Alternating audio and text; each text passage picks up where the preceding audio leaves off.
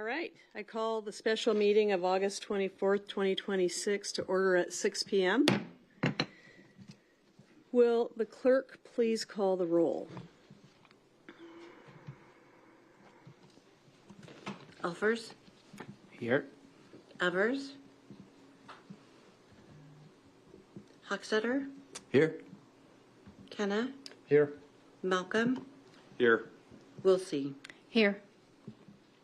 Thank you. Councilmember Evers is absent tonight. He notified the city administrator and myself. Is there a motion to excuse Councilmember Evers from the special study session of August 24th, 2026? Deputy Mayor Elfers? I make a motion to excuse Councilmember Evers. Thank you. Is there a second? Councilmember Kenna? I'll second.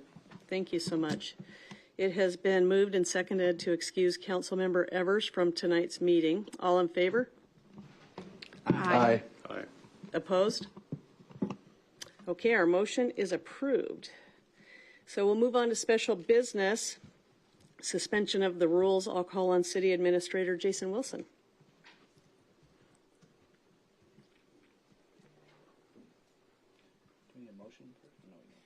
Yes, we do. I was just going to ask Mayor if we could get a motion. Yes, okay. May we get a motion?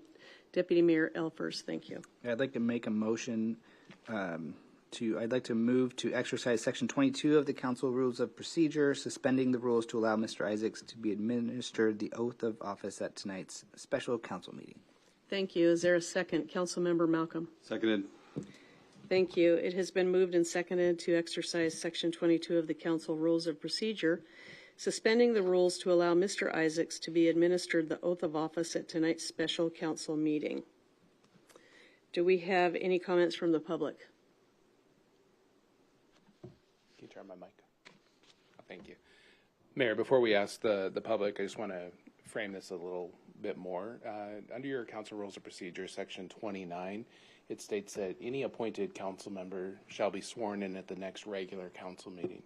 That next regular council meeting is September 8th, and it's staff's recommendation that you actually suspend your rules, swear in Mr. Isaacs tonight so he can participate in this week's study session as well as our council retreat coming up.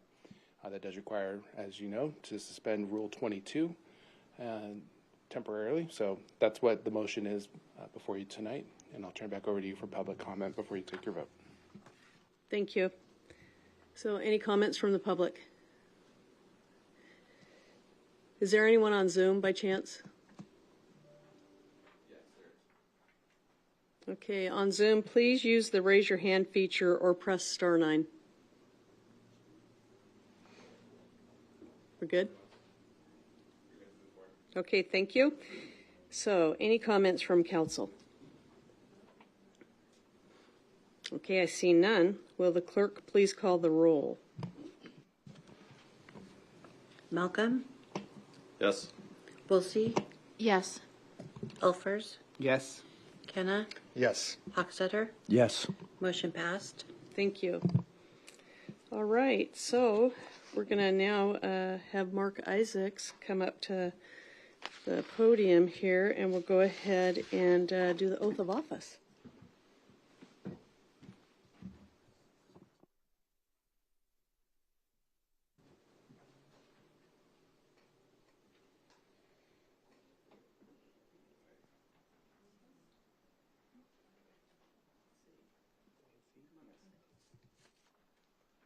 I'll stand on this side because we both have to be heard by this mic.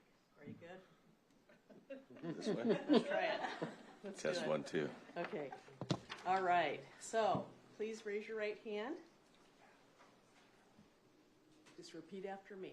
I, I, Mark Isaacs, do solemnly swear do solemnly swear that I will support that I will support the Constitution and laws of the United States the Constitution and the laws of the United States and the Constitution and laws of the State of Washington and the Constitution and the state of law and the laws of the state of Washington and all local ordinances, and all local ordinances, that I will, that I will, to the best of my ability, to the best of my ability, diligently and impartially, diligently and impartially, perform the duties of the office perform the duties of the office of council member of council member for the city of Sumner, for the city of Sumner, in and for Pierce County, Washington, in and for Pierce County, Washington, as such duties are prescribed by law, as such duties are prescribed by law.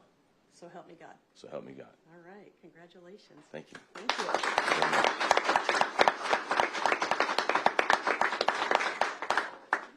You want to get a picture with your wife real quick? Let's do that. And then once you do that, you can sit over here. We got your own picture. there. Take it in the middle. Okay. Maybe it'll work over here.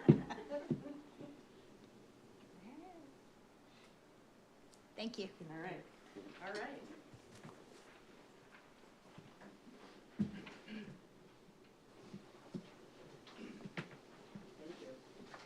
Welcome. I appreciate it.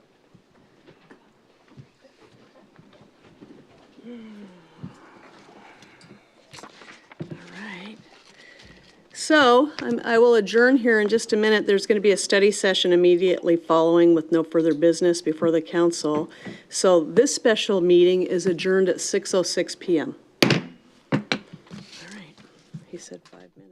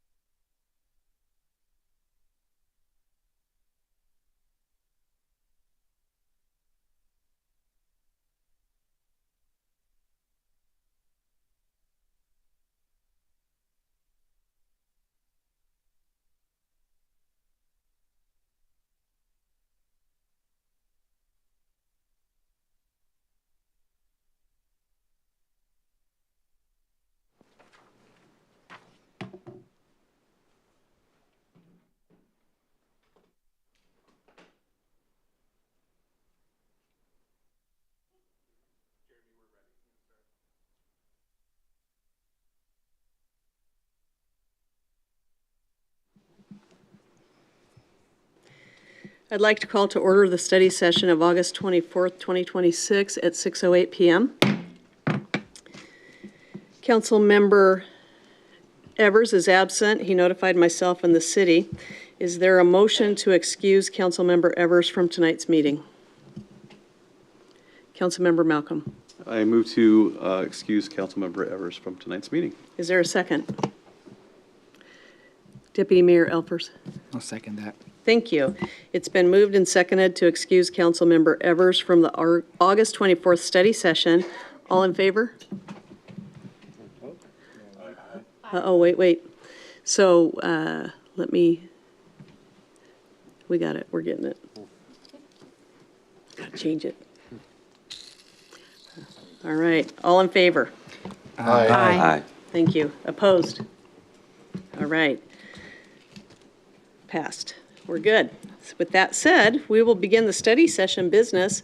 We will start with the Community Partners Fund application presentation. So as we can see, we have Communications Director Carmen Palmer. There, I got it. Yeah. It was still here. I figured it out. It's a miracle. So we'll call on Communications Director Carmen Palmer. Thank you. Thank you, Mayor and Council. And just a procedural thing, I am pinch hitting here for my colleague Ryan Windish. He is joining us virtually, so if I mess this up significantly, we will hear the voice over the correcting me.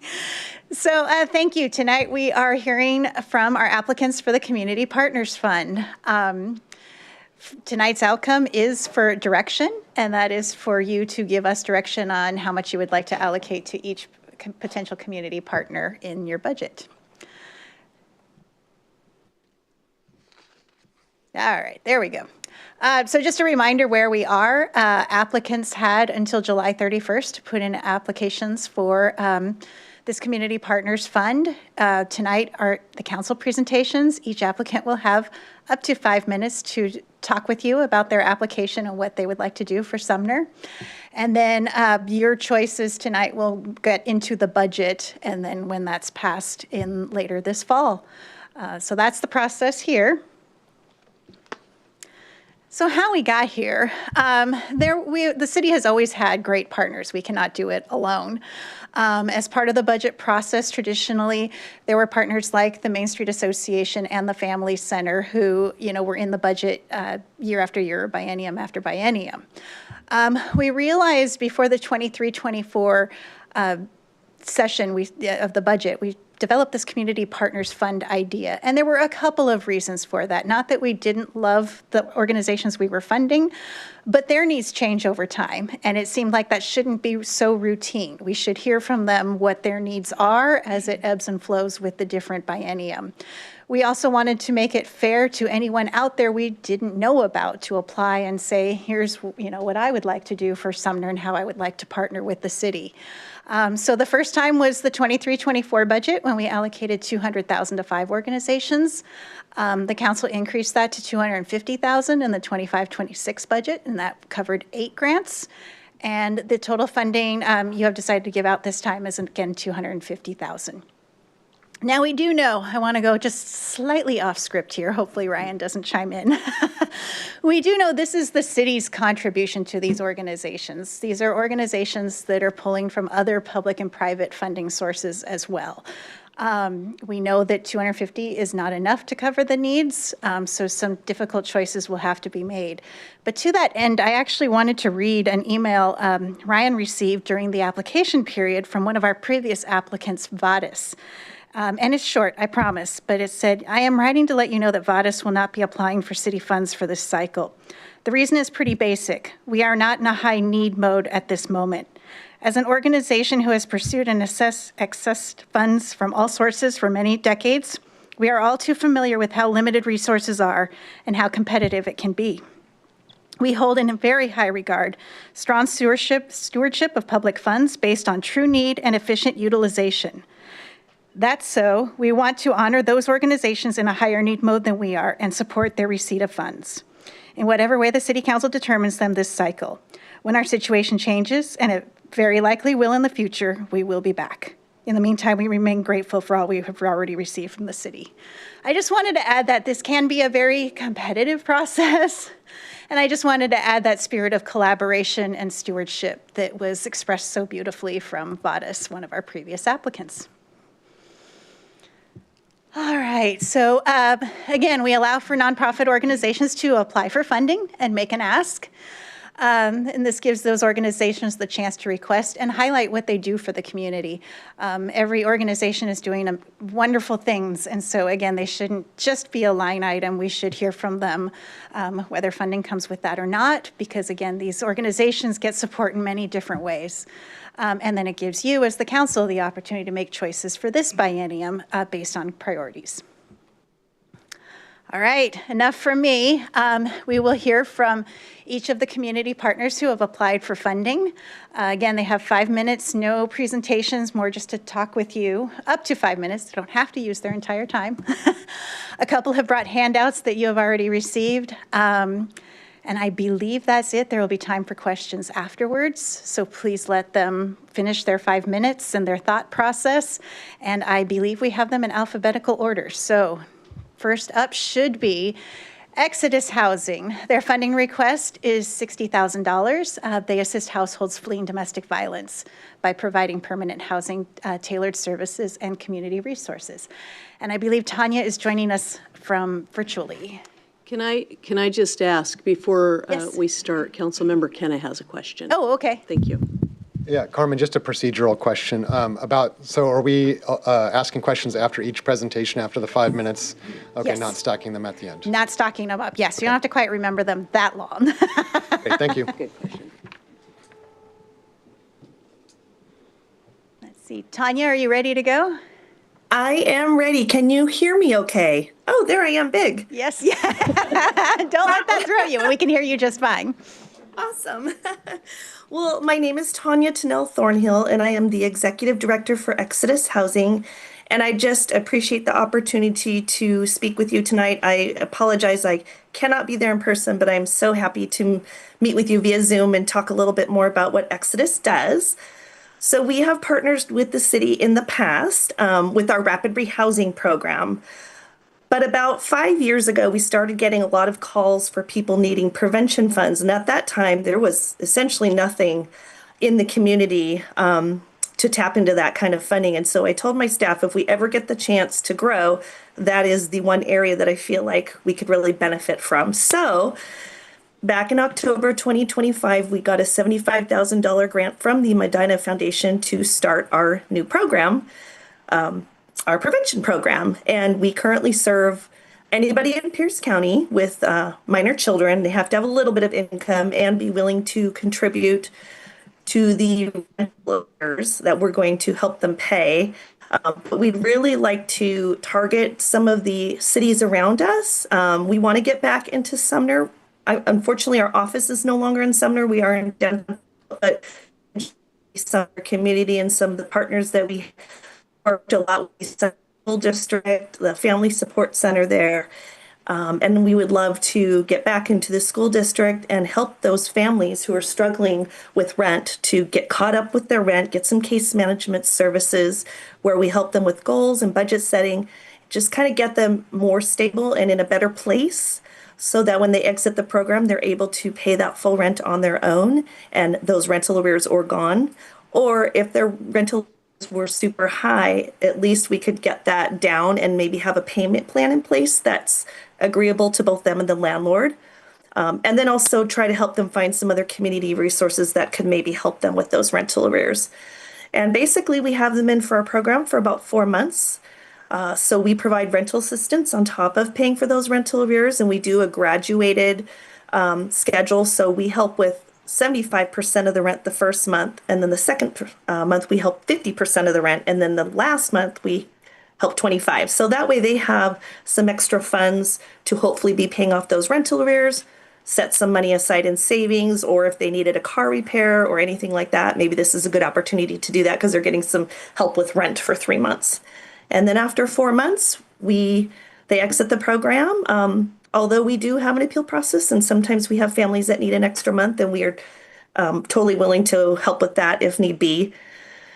And that's our program. We have one case manager that's running that program right now. She works really closely with the landlords and the clients to really try to get their housing stable. Some of them might have evictions, so we really try to stop those evictions if we can by, getting them some money very quickly, and then helping with that rental assistance piece. And again, we would love to partner with the school district and help the Sumner families who are struggling to get back on their feet and get their housing stable. That is our prevention program. Okay, thank you. Do we have any questions from council? Deputy Mayor Elfers. Hey, thank you for your presentation. I was just curious, I think you cut out for a second. You said a little bit about where you're working right now. You used to be in Sumner, and now it lost you where you were saying that part. Oh, I apologize. I'm working on a hotspot right now, so I apologize if it cut out. Yeah, we moved our office a few years ago. We had to, the space that we were in, the people that owned it wanted their space back. So we moved into downtown Puyallup, but we still serve families some right now serving in our program. So we definitely would like to get reconnected with the city and partner with you if you are interested in joining us in our prevention work. Thank you. Anyone else? Councilmember Malcolm. Yeah, thank you for your presentation. Just curious about the requirements and the process of how people enter into the system, and I guess how you vet their need and help them. What's that process look like from Exodus? Yeah, absolutely. I'm sorry, I should have mentioned that. We try to make it as simple as possible. It's basically been just by word of mouth through emailing me, kind of letting some of the community members and also agencies that we work with know about this new program. So people email me, I make sure they're eligible, and then we immediately start the process to get them into our program and get those rents paid. The eligibility is pretty simple. We are 100% DV, so they do have to have some DV currently happening. They do have to have a little bit of income because they do have to contribute some of their funds towards the funding, and it can be $100. It doesn't have to be anything crazy. They have to have children, and basically their landlords have to be willing to accept our money. And that's really about the only criteria we ask for. Absolutely. Hi, thank you for your presentation. I remember when your offices were here in Sumner, it was nice to have your presence in the community. I was wondering, how many people are you able to help a year? Do we have kind of a rough estimate on how many people are being helped through this, through Exodus? Yeah, right now with the money that we've gotten from Medina, I believe we're at 14 families. Two of them, we are at 14. Yes, I just did the stats the other day. Two of them exited the program not getting assistance, but that's because one of them chose to go a different path, and then the other one just didn't stay in contact with us for whatever reason. So we've been successfully helping, I guess, 12 families. And we are at about 70-ish% successful, meaning that they are exiting and staying housed in a stable manner. They increased their income from entry to exit, and they were able to maybe pay off some of their financial stuff, or at least, if nothing else, at least pay off the debt that they owe to the landlord. So our goal is 80. We're about 75. So I feel like for a fairly new program, that's pretty good. So Thank you. yeah, absolutely. Anyone else? All right, thank you so much. Thank you.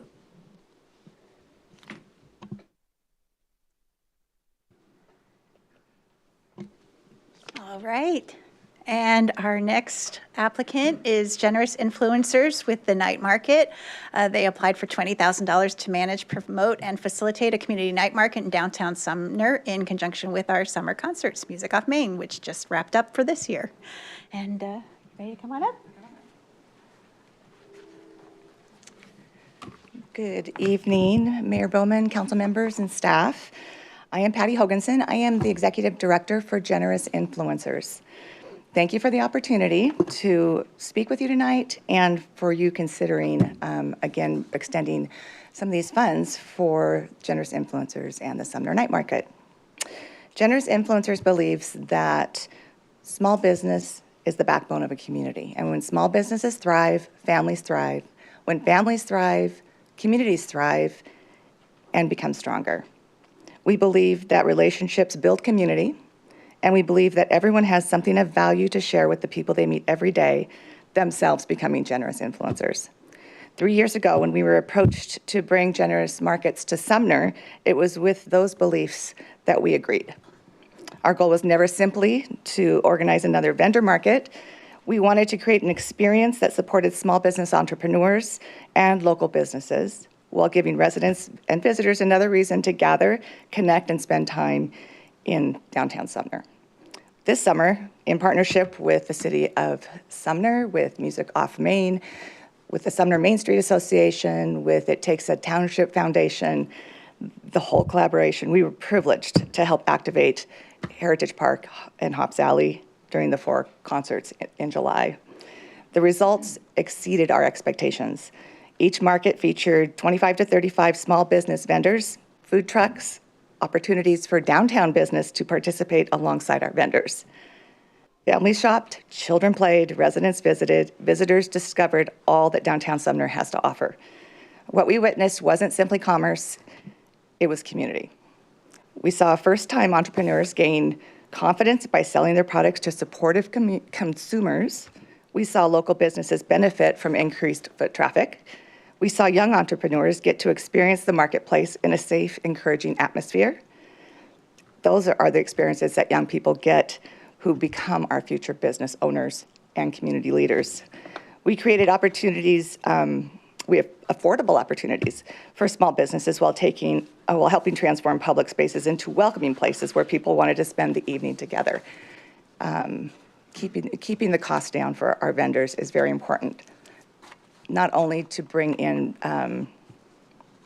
quality, but to keep them coming back. And that builds the reputation of any event. The funding that we are requesting will allow us to continue to build on this momentum. It will help us to recruit and support quality vendors, improve the visitor experience, provide consistent marketing that attracts both residents and visitors, and continue developing professionally managed events that reflect positively on the city of Sumner. Every dollar invested has a ripple effect. It supports small businesses. It encourages people to shop locally. It brings new visitors downtown. It activates public spaces in positive ways, and it strengthens the partnerships that make community events successful. We believe the success of this summer's season demonstrated what is possible when municipalities, nonprofits, local businesses, and community organizations work together with a common goal. We are incredibly grateful for the partnership we've already built with the City of Sumner, and we're excited about the opportunity to continue growing the night market into an event that residents look forward to every year. Thank you again for your consideration in allocating these precious dollars to Generous Influencers and the Sumner Night Market, and the continued investment in the businesses and families of Sumner. So I'm happy to answer any of your questions. Thank you. Questions? Councilmember Malcolm. Yeah, thank you so much for your presentation. Just curious, going from $2,000 to a $20,000 request, I'm just curious about specifically what you're going to be building on or adding to what you've done historically and what that looks like. What's the volume, people, things that you'd be doing? I'm just looking for a little bit more detail. So I think originally the $2,000 request was out of not a lot of knowledge of what we would need. And so through other funding and through the Generous Influencer funds we were able to compensate those first 2 years. Again, this year, it was with the collaboration with the city, it was amazing, so that we were able to afford to continue to move forward. A very wise businessman told me, if you don't ask, you don't receive. So the goal that we would like to see for these events with Sumner, City of Sumner, Main Street, all those different entities, would be to expand, still hopefully using that space. Maybe we go out. Maybe we have more events. Maybe we can create even a better event down the road for the citizens of Sumner. That would include marketing, overhead, a lot of different, there's a lot that goes into it, keeping those vendor fees down for both local businesses and vendors that come in. You're welcome. Councilmember Kenna. Hi, Patty. Thanks for joining us tonight. Yeah, kind of just playing off of Councilmember Malcolm's question, with these decisions council has in front of us, if we aren't able to fully fund your request or not fund it at all, would that mean that events in Sumner might, not have the same amount of people attending them, same amount of vendors? Like, what would that look like if we had to make some of those hard decisions? I appreciate that question. We're here, we're in, and we can continue at the level that we were at this last year, as long as overhead expenses don't increase on us. The only thing that really would be unfortunately affected would be the growth. So we would like to be able to bring in produce, farmers' products, create more partnerships within the city, expand our junior entrepreneur program, which allows for 17-year-olds and under to have discounted opportunities to come in and start that experience. The marketing, we wouldn't be able to expand on as much. So we're happy with whatever we are blessed with. And yeah, we'll continue with this Sure. for sure. Sure.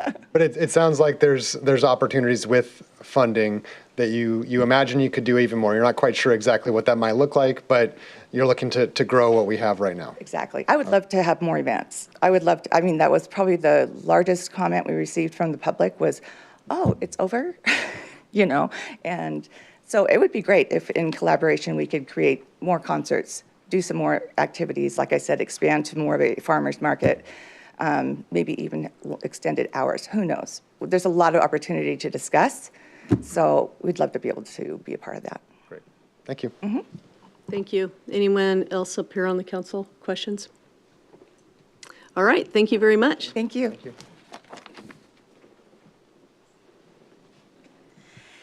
And thank you. And one thing I just wanted to clarify, in the staff memo, when it talks about amount funded last year, I know for some, that was not what they originally requested. So some tough choices had to be made 2 years ago as well.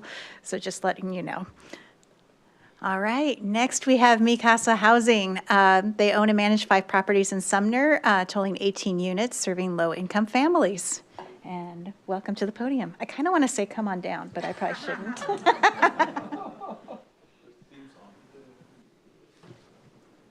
Hello, good evening. My name is Nanette Flynn, and I'm on the board of directors for Mi Casa, and I serve as the treasurer. And I'm here tonight with 2 other board members, Steve Miller, who is our president of our board, and Holly Emerson, who's our secretary of the board.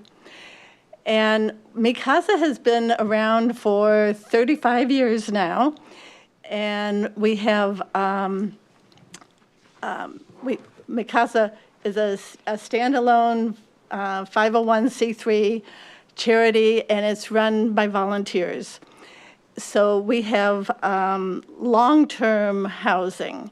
So Mi Casa actually owns the buildings. We own 12 buildings that are scattered in Sumner, in Puyallup, Edgewood, and South Hill.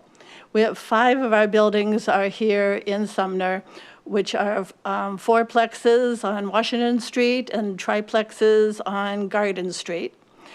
And we like the idea that we're scattered around eastern Pierce County, because we don't want to have all low-income people clustered together and be stigmatized, especially for the children, because nobody knows that the building they're living in is for low-income families.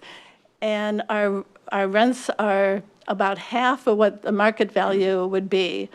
So if an apartment rents, we rent an apartment that's 2-bedroom for $700 and $900 a month. Immediately across the street, the same kind of building would rent for $1,800 to $2,000 a month. So we rent to low-income families, so they have to have some income. What we used to call the working poor, and they have to have some income so that they're able to rebuild their lives. They have, the buildings we have are also duplexes in Puyallup and other 4plexes. We're run by volunteers. We do hire a property management company, Kellis Property Management, and they handle, the leases and getting, if there are any repairs, like a water leak in the middle of the night, they call the property management company, not the board of directors. But all of the details of running the Mi Casa is done by volunteers, so our administration costs are very low, less than 0.5%. We don't have an office. We don't have any staff. We don't even have a dedicated computer. We all use our home computers. We have, hang on, I'm dizzy. This has been happening a couple times. It passes. Thank you. You're welcome. What an awkward time to get dizzy.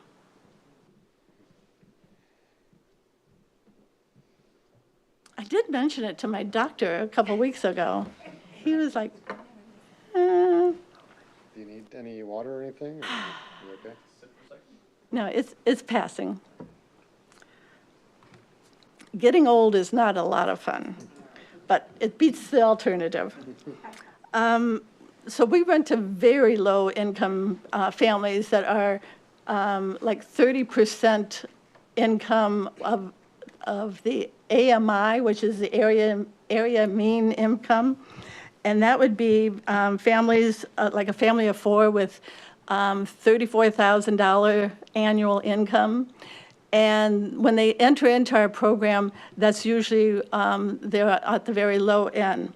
They're usually single parent families, often from domestic abuse situations, but we treat them like any other renter. They take a lease, they learn how to not be late on their rent, they learn that if they break a window, they have to fix it. So they're treated as renters, and we only provide financial help for them.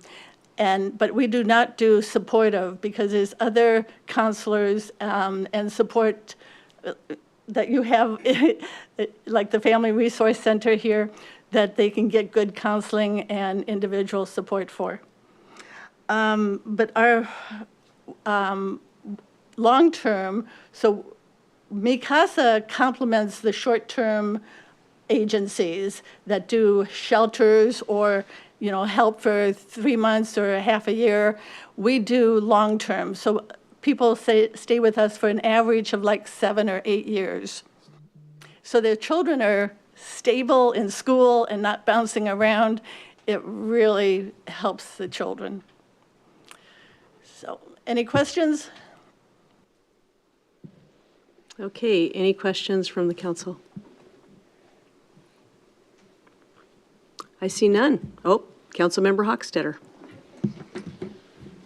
It's Ninette.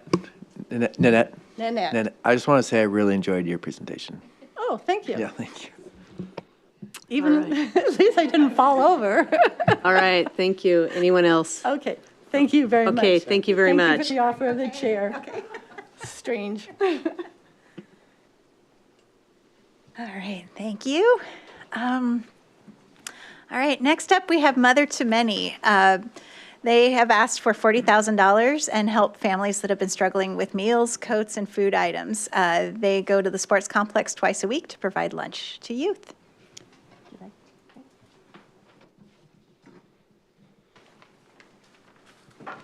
I want to say thank you to the mayor and to the council for allowing me to speak here today.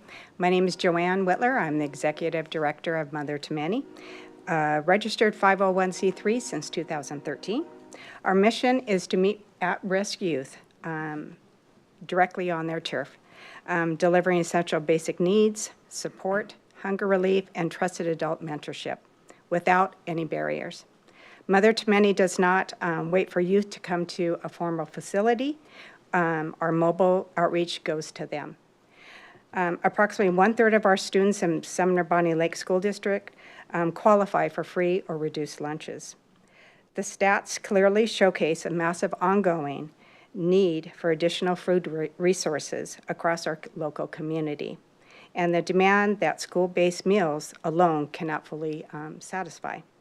Children face food insecurities and lack the means for transportation to local food banks or other areas to be able to receive food. Children face, I already just said that, we want to meet the kids where they're at, and that is at the Washington Street Hub at the Bill Hirth complex. We do this every Monday and Wednesday during the school year, and then during the summer we just go there on Wednesdays. And last year, Mother to Many fed 14,610 kids. That was just during the school year. During the summer program, we feed about over 200 kids. Those kids literally just walk from their homes to be able to come and get their food. Serving an average of 224 youth per visits, and we expect to feed over 29,000 in the next two years at the Sumner complex. Direct hunger relief, meals, snacks, and hydration for youth 5 to 18, but we help anyone that comes to see us. No one is ever turned away from getting some food to eat. Emergency weather items are also given out. We hand out winter coats. We hand out gloves, hats, and socks that we get from Bombas, so they only get the best. No judgment adult volunteers who know the names of the youth and have built strong relationships with those youth over 12 years that we have been at that park. Deep local partners, Fred Meyer at Sumner, allow us to go there 3 times a year to collect food. Sumner Food Bank, Faith Covenant Church, Sumner United Methodist, Sumner Family Church and Creator Lutheran and Calvary also are big supporters. Mother to Many is requesting $40,000 over a 2-year cycle. That's $20,000 per year for 27 and 28. These funds directly support the areas that are mandatory in keeping our mobile unit on Sumner streets with bulk food inventory, warm clothes, vehicle fuel, trailer maintenance, and secure storage. $20,000 a year breaks down to just $1.36 per youth. An investment in Mother to Many is a direct investment in the safety, health, and dignity of our Sumner children. Thank you. Thank you. Do we have any questions from the council? Councilmember Wilsey. Hi, thank you for your presentation. I just want to tell you that I've had several teenagers coming through my household that have been able to utilize your resources. So I appreciate what you're doing in the community. Oh, thank you. Yeah. Councilmember Kenna. Hi, Joanne. Thanks for joining us tonight and for the services you provide.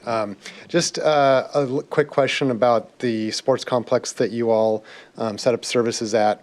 I know as a council we're talking about the sale of the sports complex to the district. I have been talking about this with our city administrator as well, so I have a little bit of detail. But just for transparency, what can you tell us about the ongoing use of those facilities? If there is any construction down the road, if the sports complex does go through and sold to the district, what you plan to do in the interim? So if it does plan on to sell, you know, if it goes on with the sale, I know I've been talking with Jason, the city, very supportive of what we do. So we've talked about different areas that we can set up our trailer that is still pretty central because we have kids from the middle school, from the high school, from the elementary. So we'd like to stay central, if that means right there along the street where we can have our truck and trailer. And then the kids would be on the sidewalk so they'd still be safe and not be out in the street. There's also right where the skate park used to be. Hopefully, maybe we could go into that area since it'll be away from the huge parking lot. That's such a huge parking lot. So I'm hoping that they can even do that. I've even contacted St. Andrews just in case so that we can maybe go there. And I'm sure Fred Meyer might even let us set up right there too. But we'd like to stay right where we are because we've been there for 12 years. The kids know where we're at, and I really would like it not to be disrupted.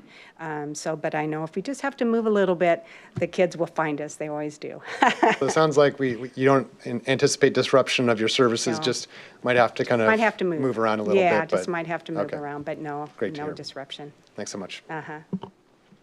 Deputy Mayor Elfers.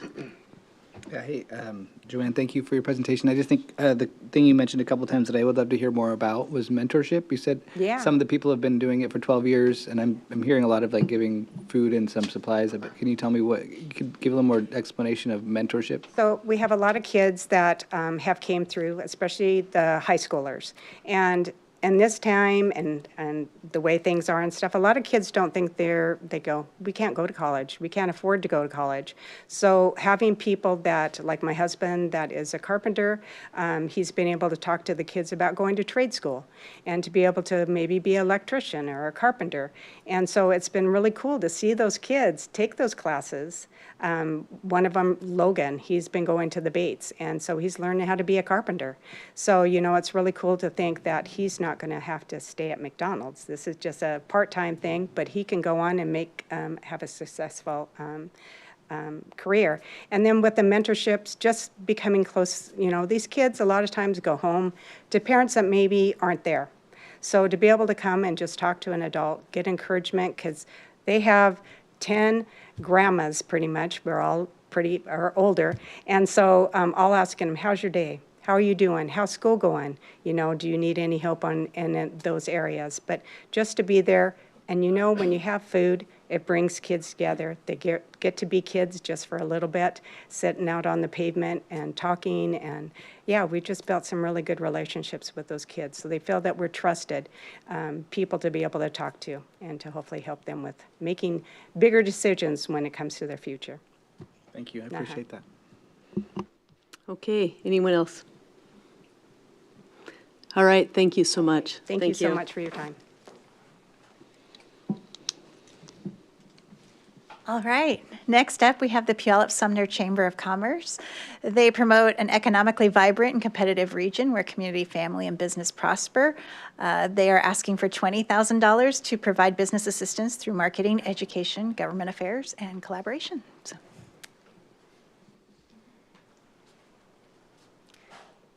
Good evening, Mayor, council members, and city staff. I'm Allison Schaefer, the President and CEO of the Puyallup-Sumner Chamber of Commerce. Thank you for giving me the opportunity to speak with you tonight about our Community Partners Fund.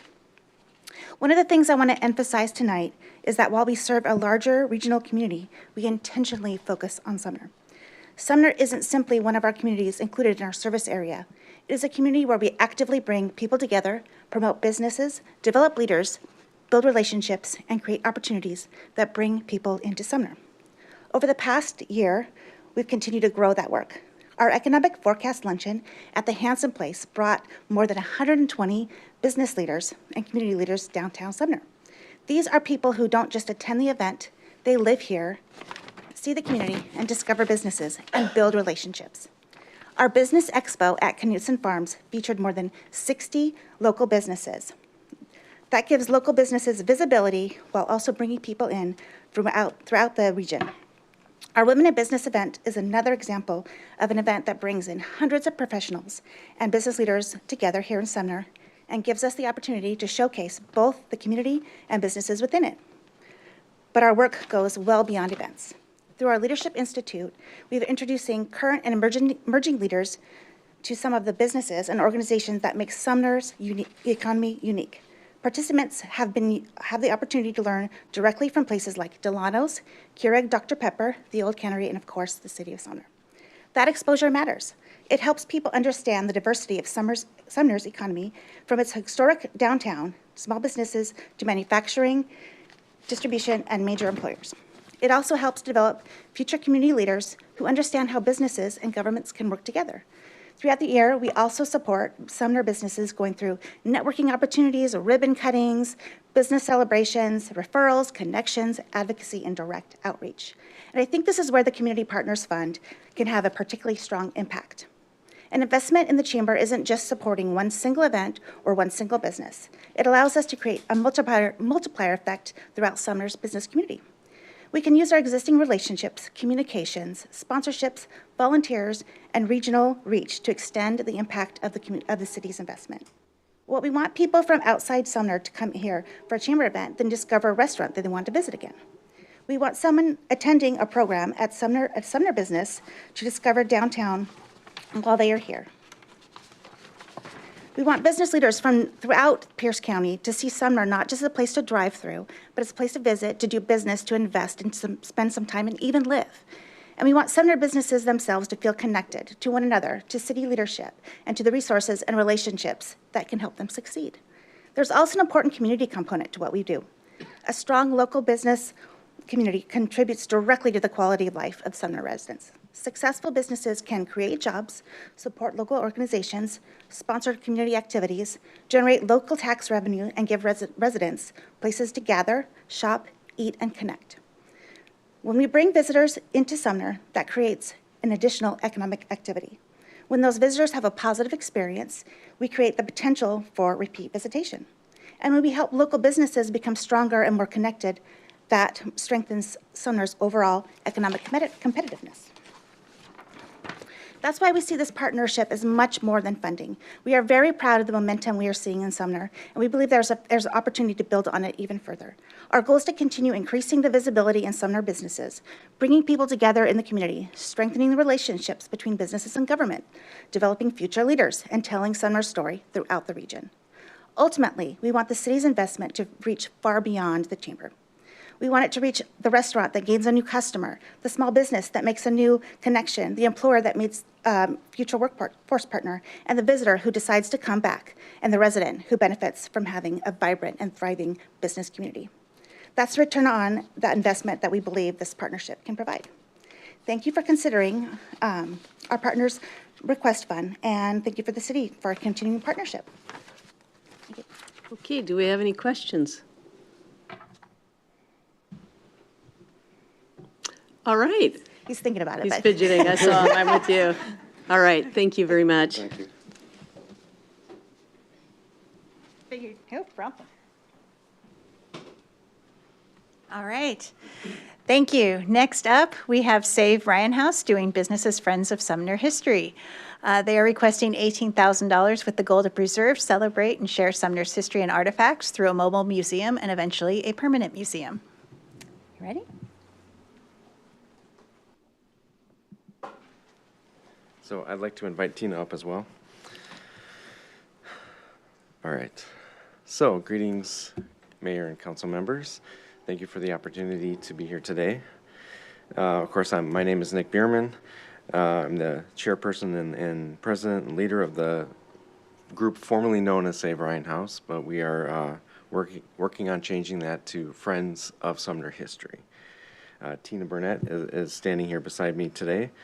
She has a master's degree in history from American Public University. She has much more history expertise than anyone else on our team, certainly more than I do.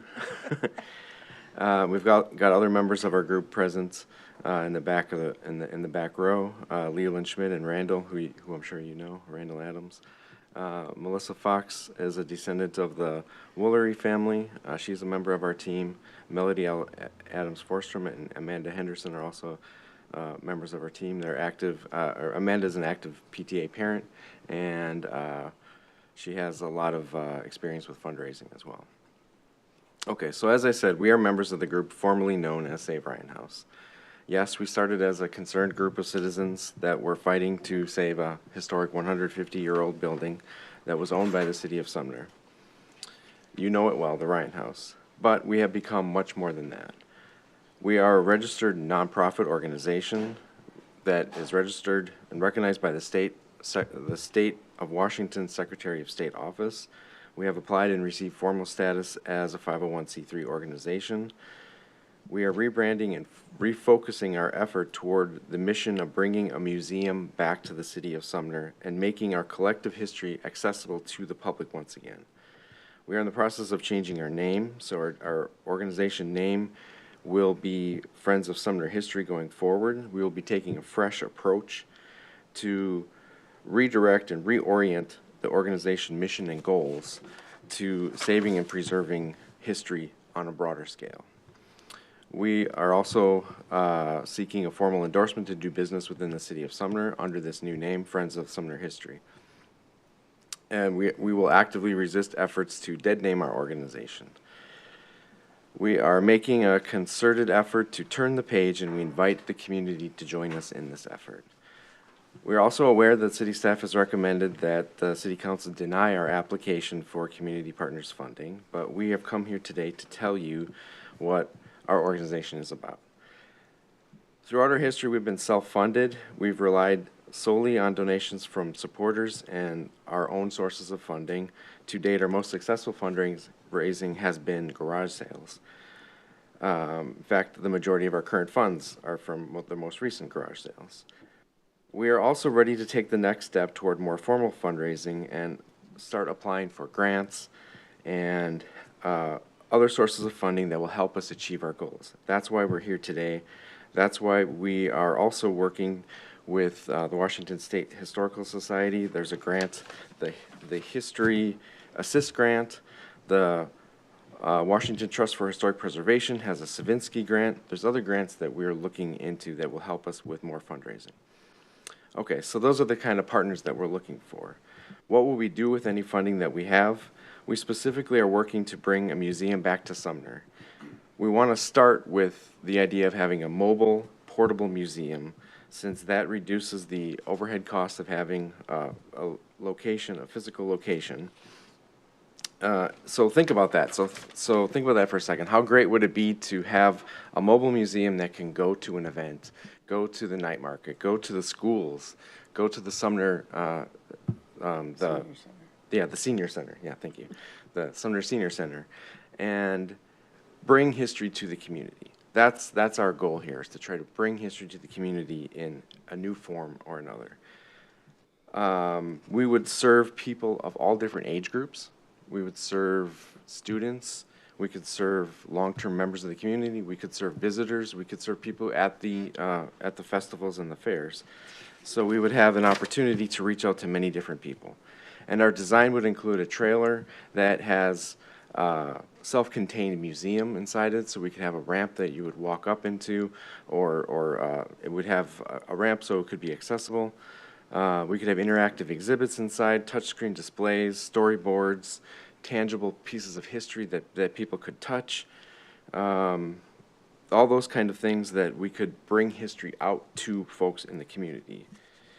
We've got a budget that we've been looking at on how much all this would cost and different options, but we're hopeful that you as a council could see an opportunity to partner with our organization going forward and find a new way to chart a new course together to make history accessible to the entire community once again. Okay, do we have any questions? You were making me nervous. You were really getting up on the time. I thought I was going to have to stop you. All right. I see no questions up here from the council, so thank you. All right, thank you.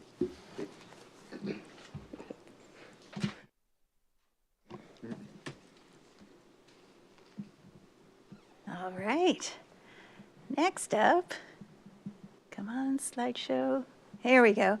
We have the Sumner Bonnie Lake Family Center. They are requesting $70,000 with the mission to build safe, stable, and nurturing relationships and environments for children and youth. Oh, this way.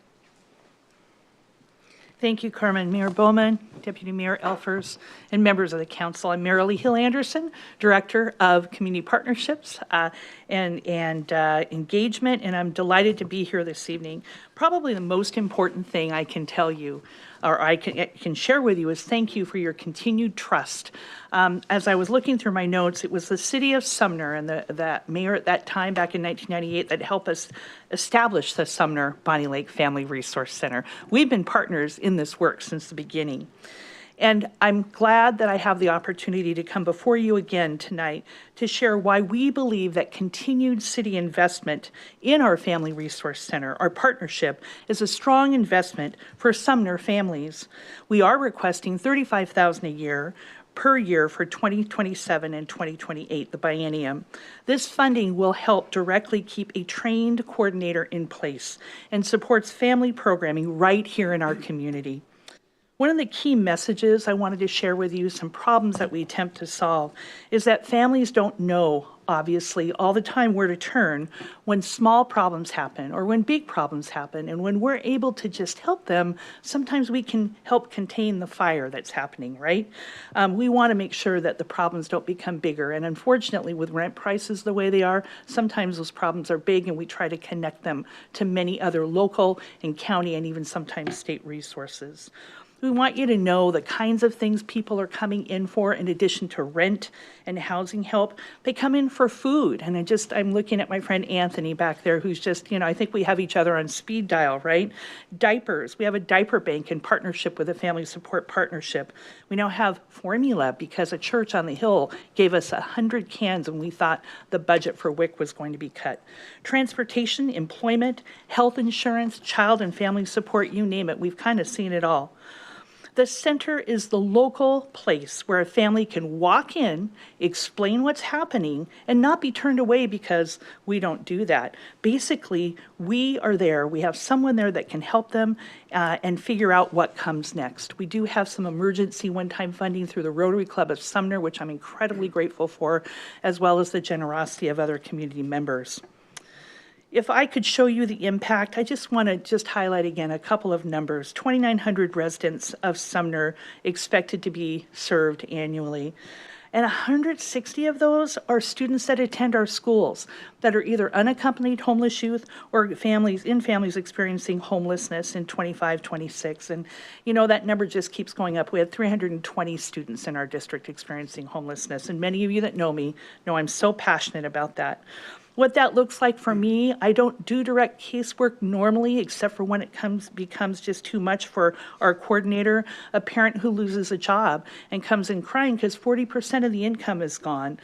sudden losses because a family member has been hospitalized and now has to come home and the family has to provide care. And they were in an apartment with a narrow door. And Rotary helped us, right, get a narrow wheelchair ramp for that dad to be able to come home. Baby formula, getting a child into the WIC program immediately. We had a mama who took in a 6-day-old child because the parent wasn't able to take care for them. As that mom was just shaking, she just told me she couldn't get into WIC for a month. Can you imagine a baby without formula for a month?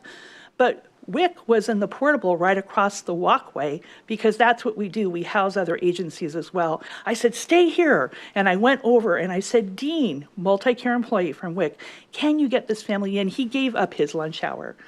And he immediately had that family on WIC, made sure the baby was at target in terms of growth rates, and that mom left with coupons for formula instead of having to wait a month to get in the WIC program. That's what we do. There's no one thing we do because families don't come to us with one thing. Your money goes further when you invest it in us for this purpose. The city is not paying for the whole system, but the city is helping to hold the system together. That's the main message I want you to hear.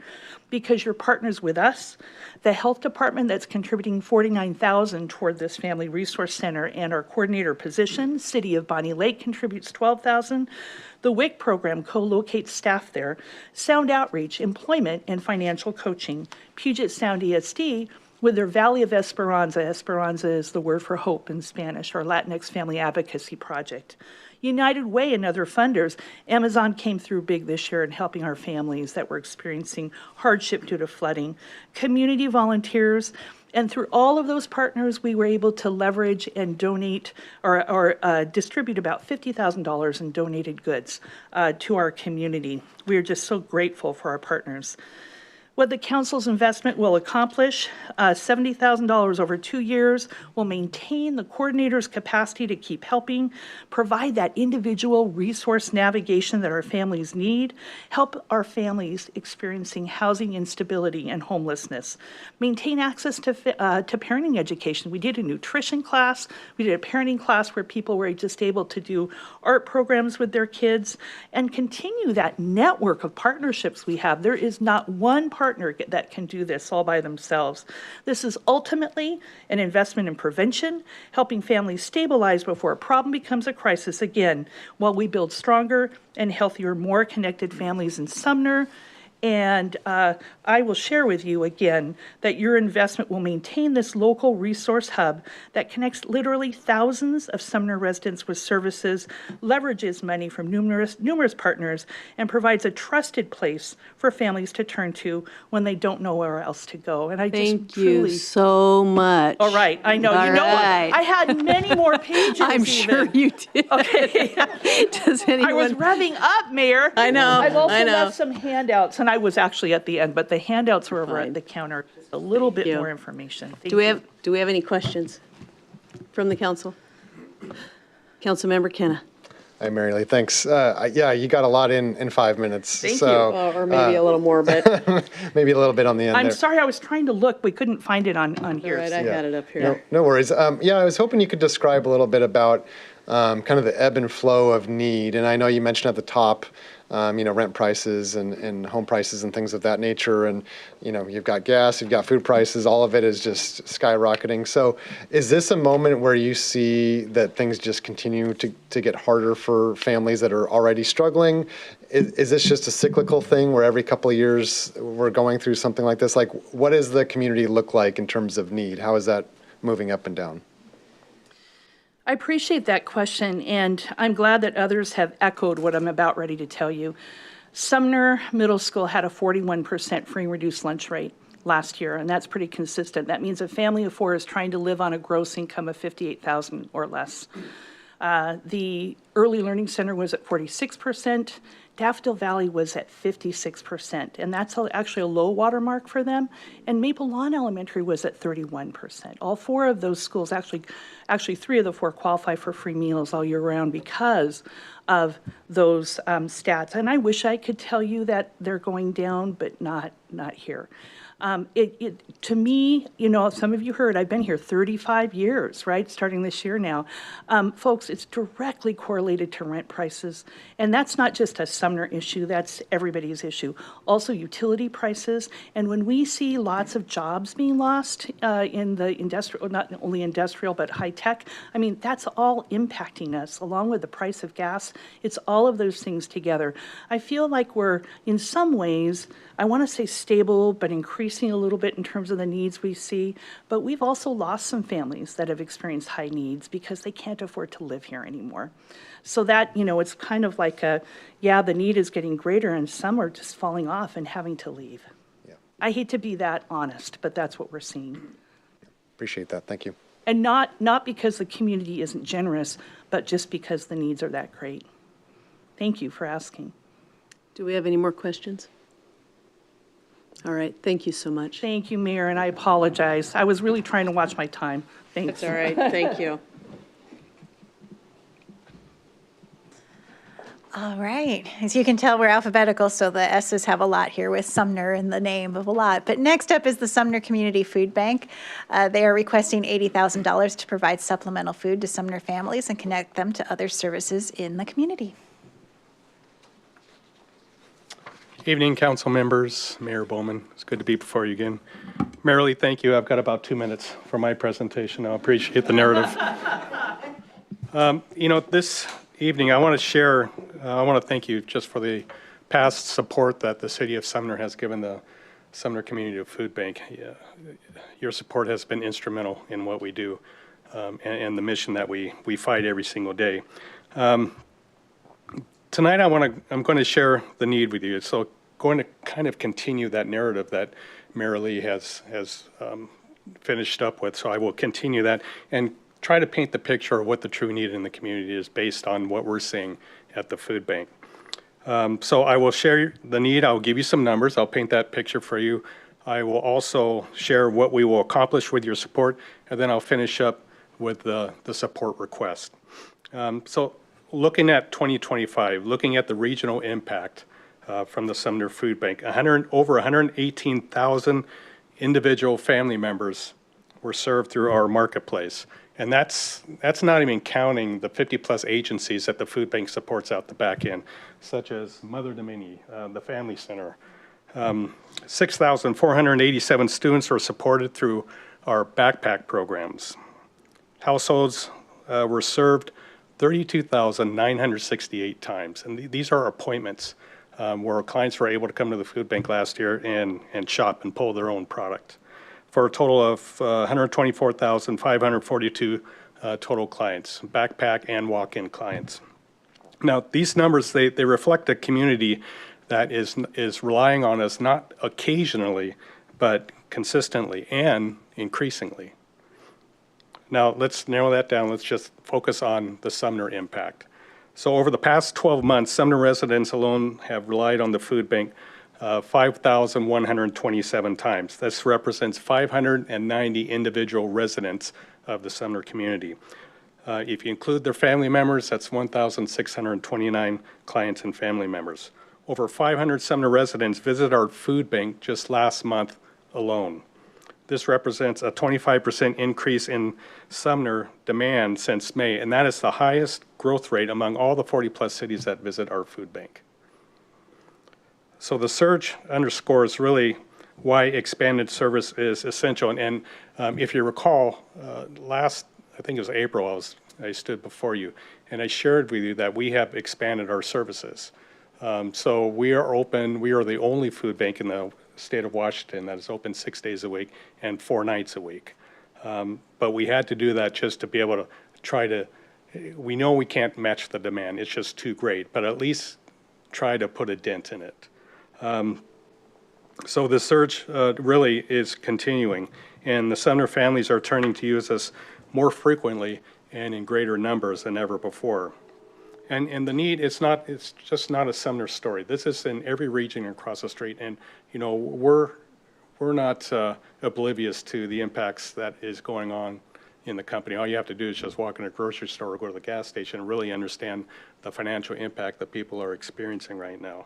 Bonnie Lake, for example, We see more residents, the demand of Bonnie Lake residents on the Sumner Food Bank has risen 127% over the last year. We would typically see about 133 Bonnie Lake residents come down to the Sumner Food Bank. That's over 300 a month now. And this rapid growth just places additional pressure on our warehousing, on our inventories, on our staff, and also on our volunteer capacity, making your support even more critical. One thing that we do track is new client registrations. To us, that's really an indicator of growing hardship in our community. So back in 2025, last year, we would experience an average of 84 new clients that would come to the food bank for the first time and register. This year, just from January through July, we were experiencing 124 new clients signing up each month at the food bank. Sumner specific, we receive on an average of 21 Sumner residents, new clients that sign up for the food bank. So this means that more families are falling into crisis for the very first time, and they are turning to us as their safety net. So the question is, what will we accomplish with your support? Your investment is going to help us distribute more than 4 million pounds of food. This is not only to our walk-in clients, but this is also to the agencies that we support out the back end. Last year, we received 4.3 million pounds of food, distributed just shy of 4.2 million pounds of food. We're 500,000 pounds ahead of last year. Last year was a record year. This is going to be another record year. So we have food. We have a good amount of food, but our operation costs are increasing. We will provide food access to over 500 Sumner households annually. We know that's going to grow this year. We will continue to deliver 800 to 1,000 food backpacks for the school programs in Sumner here. We will maintain essential staffing, and this is where it's critical. We have a staff of 10 people right now. 3 of them are full-time, 7 are part-time, and the staff is essential to operate this high-volume, high-impact regional food system. Excuse me. Yes. So you've reached your time. Okay. Do you have any really key words you want to spit out real quick? So the money, the investment from the city would go towards payroll, fuel, equipment and vehicle costs, food purchases, and operational costs. Thank you. You bet. All right. Do we have any questions? Councilmember Hochstetter. Yes, thank you for your presentation, Anthony. I just want to say I've heard great things about your leadership there, and I really appreciate that.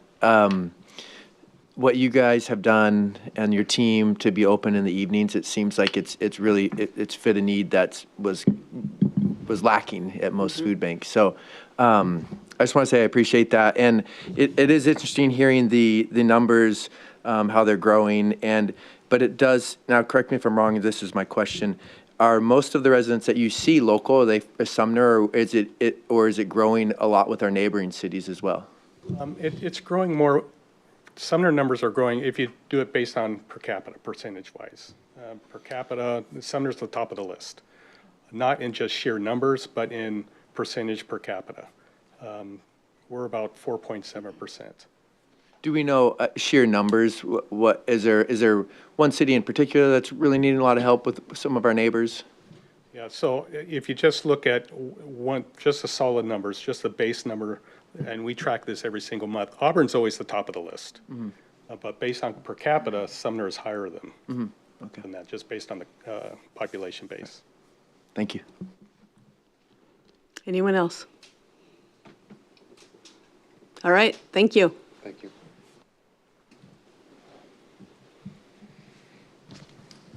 Thank you. Next up, we have the Sumner Main Street Association. They are requesting $60,000 to stimulate economic growth, promote revitalization and beautification, and support historic preservation that ensures the vitality of downtown Sumner.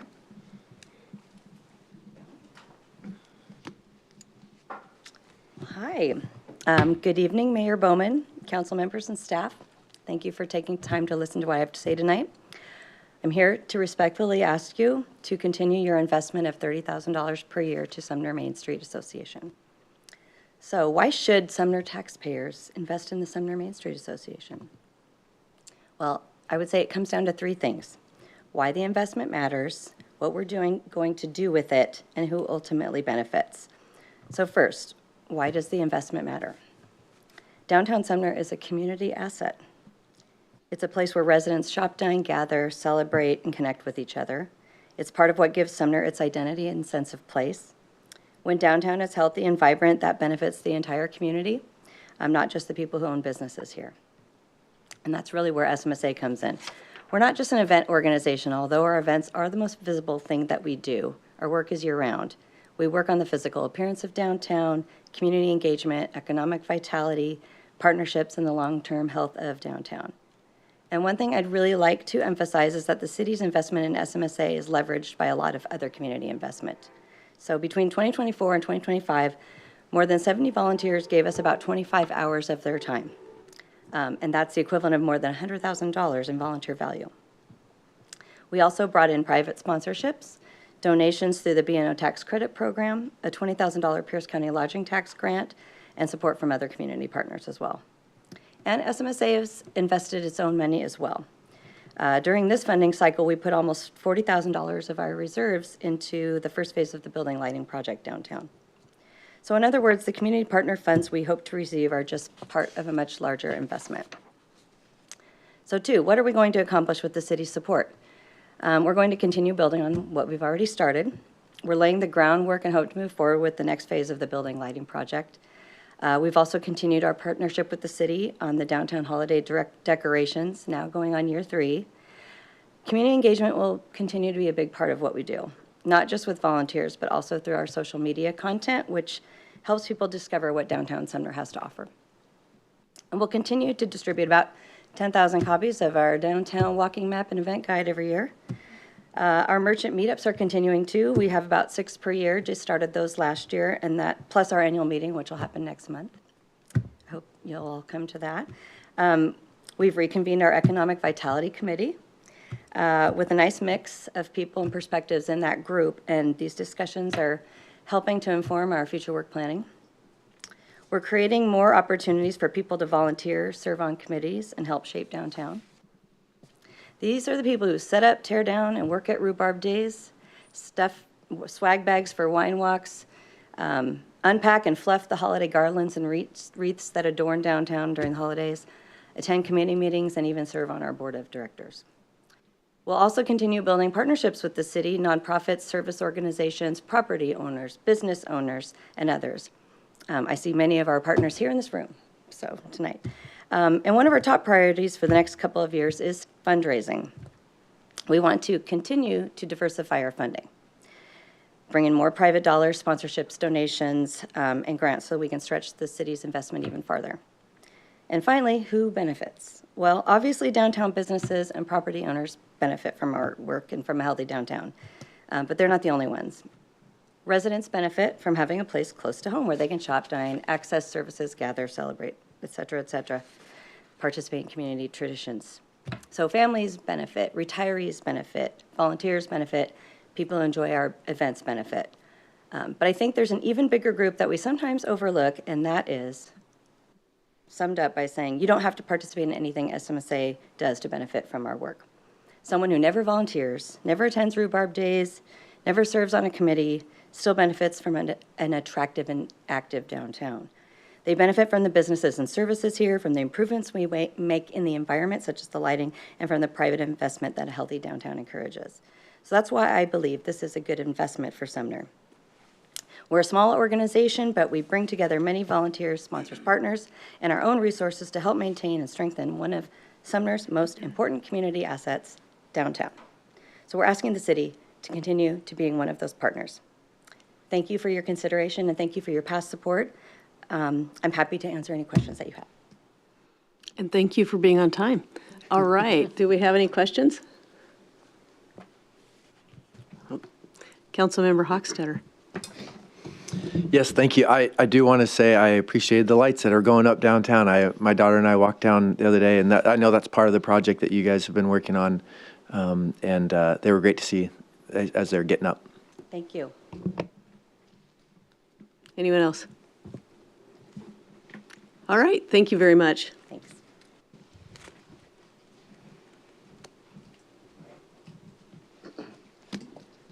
And our last applicant is Sundance Circle Hippotherapy Foundation. They have requested $25,000 to provide accessible therapy with horses to foster growth, connection, and lasting transformation for individuals and families. Good evening, Mayor and Council members. My name is Gina Vincent, and I currently serve on the Board of Directors for Sundance Circle Hippotherapy Foundation. I appreciate the opportunity to be here tonight and for you to consider our funding request. Sundance has been serving this community since 2017, and while many people know us as that place with horses, I do want to clarify what actually happens there. Hippotherapy or equine therapy isn't recreational horseback riding. Our licensed physical and occupational therapists use movement of the horse as an evidence-based clinical treatment tool for children and adults with disabilities. Our patients work on balance, strength, mobility, communication, sensory regulation, and greater independence. Many are children with complex physical, developmental, neurological, or genetic disabilities. One of our patients is Marky, a Sumner resident living with a rare disease. Her sister Lindsay has watched Marky grow not only physically, but in her confidence, resilience, and independence through her therapy at Sundance. Marky now tries new things, engages with others, and is reconnecting with her community. That's what an investment in our organization can look like. But I also want to address something very directly tonight. We recognize that Sundance does not serve thousands of Sumner residents every year. We're a specialized therapy provider, and our numbers will naturally look different from the wonderful organizations here tonight that provide food, housing, or large community events. But community impact isn't always measured by the number of people who walk through the door. For our patients, therapy isn't a single interaction. It's individualized, it happens week after week, and it works towards greater independence and a better quality of life. These services can also be difficult for families to find. There are relatively few specialized providers. Insurance does not always cover the full cost, and out-of-pocket expenses can become a barrier to care. Sundance's impact in Sumner, though, also extends beyond our patients. We participate annually in the Santa Parade, providing sensory-friendly Santa photos. We engage with the Sumner YMCA for events. We support Camp Possible, the Sumner School District's transition program, and the Accessible Bike Rodeo. We also provide volunteer and adult workforce development opportunities for Sumner residents and internships for Sumner High School and college students. We are interested in growing with Sumner and to become an even stronger partner in the community. We're relatively young, but a growing organization, and our new strategic plan focuses on expanding access and clinical capacity, strengthening financial sustainability, and thoughtfully building more community partnerships. City support would help us provide thousands of therapy sessions, reduce financial barriers through scholarship, care for our specially trained horses, and support the volunteers and infrastructure behind that work. We would welcome the opportunity to track the Sumner residents we serve through therapy or engage through scholarships, volunteering, and internships, as well as the community partnerships we will continue to build. We would, of course, be tremendously grateful for our full funding request, but more than anything, we're asking for an opportunity to begin a partnership with the city. If the council isn't ready to make the full investment, we hope you will consider an initial investment and allow us to demonstrate what we can do. The population we serve may be smaller, but their needs are significant. The services available to them are limited, and the impact helping one child or one adult becoming stronger and more independent reaches well beyond that one individual. We would be grateful for the opportunity to grow our impact in partnership with the City of Sumner, and thank you for your consideration. Thank you. Do we have any questions from council? All right, thank you very much. Thank you. Thank you.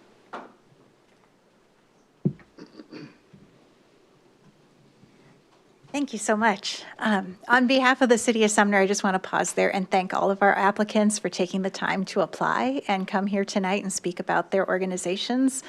It's wonderful to hear how many great things are happening across the spectrum in Sumner with the many different partners. As happens in the city budgeting process, the needs and the desires always outpace the funds available. This happens for staff as well, so then that leads to the very difficult decisions before the council. My colleague, Community and Economic Development Director Ryan Windish, tried to give you a place to start, and it's just a place to start. I know in communications, a blank page is very intimidating. It's always easier for people to see a suggestion and a recommendation and edit and change from there. So he had the outline of each of these recommendations in his staff memo. I'm not going to go over that again, but here is the summary of trying to recommend how to spread out 250,000 across 423,000 of requests. And from there, we will seek input from you. Do you want me to join, or are you going to do it? Okay. I'm going to join with the live Excel, so if I get suggestions, I can change the numbers live and show you what that would do to your bottom line.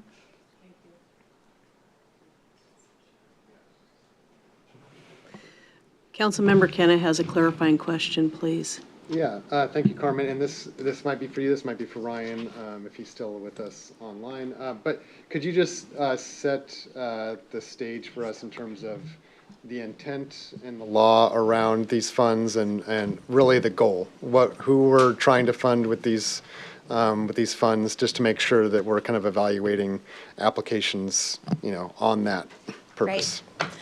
Right. Sure. And I believe, and Ryan can help me out if I get this wrong, but I believe it's twofold. You do have to be very careful that we don't wander into the frightening territory of gift of public funds. So the purpose of all funds given through this program are to either help those in the most need, whether low income or a situation in which they really do need a helping hand to improve their situation, or that increases the economic vitality of the community as a whole, strengthening businesses and our business community, which of course has that ripple effect across others. So those are the two primary drivers for anything supported through the Community Partners Fund. I will just, if it's okay, I wanted to repeat what we mentioned at the beginning, that part of this process is also to shine a light on organizations, whether or not they walk away tonight with a dollar figure next to their name, being able to introduce not only all of you, but our broader community watching to the many organizations for further support is also a function of this exercise. Thank you. I believe Councilmember Malcolm has a clarifying question as well. Yeah, question and commentary, probably a little bit of both. In looking at this, I see the presentations tend to fall into three kind of broader categories. I see a lot of food and housing insecurity asks. I see some economic development asks kind of blended in there, and even some education and kind of community pride asks in there. And it feels like it's a tough kind of Solomon's choice in some of these things, where we're looking at, let's fund some economic development, potentially at the cost of something I think is very vital, which is the food and housing insecurity things. And I'm wondering, again, making this all up here right now, sorry if I'm blindsiding anybody with this, but have we thought about separating those things into three different funds or two different funds, so that we're not having to I guess try to balance those two different things? Is there any thought or wisdom in, Jason's rubbing his face, around treating these separately? Because they just feel like they're discretely different needs in the community that shouldn't be, I guess we shouldn't try to balance against each other. I guess ultimately we do at the end of the budget, but in this conversation, it feels like I would prefer to see it thought about how do we deal with housing and food insecurity, and then how do we deal with business development. So that's just kind of my comment question of the moment.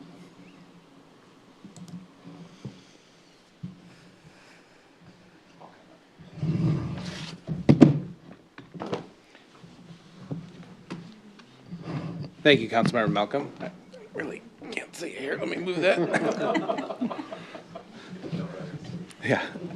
I think that's a great question, and it's really a philosophy and a policy decision for council. As Ms. Palmer mentioned, this is kind of a new process. This is only the third time we've gone through this.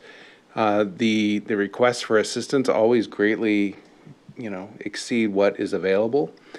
When you talk about economic development, this isn't the only way that the city supports economic development. We have other things that you'll see during the budget process. But this is how we support those that are not city-driven economic development, if that makes sense. So if council wanted to split up the $250,000 in a way that divides it into 3 pots for you to allocate, that's really a policy decision by the 7 of you. What we're looking for, though, tonight is really just some direction. We got to build the budget, and right now you have $250,000 that council informed staff of at the budget retreat that they wanted to continue moving forward. So how you slice up that $250 is really up to you all. And I guess that begs the question for me, are we stuck at the 250? Are we able to alter that or think about that differently? If we chose to, if we decided to make some policy calls on this, that would, ask us to dip deeper into some other areas in our funding. If you wanted to exceed the 250, I'd be encouraging council to look at your strategic reserve fund, because that's really what funds you have available to exceed that. The general fund budget is extremely limited right now. We are still, the mayor's working with staff even this week to continue to finalize that. And at this point, the general fund does not have any additional money for community partner funds over the 250. Just for reference, where does our strategic reserve fund stand at this moment? I'd have to look at my laptop. I want to say it's about 750,000. Thank you, Jason. Yep. Councilmember Kenna. Jason and Carmen, can you tell us a little bit more about staff's approach to these recommendations? I have to assume that some of this is kind of understanding our partners and what they, in some circumstances, could get by with and still make use of, even if they're not getting their full request.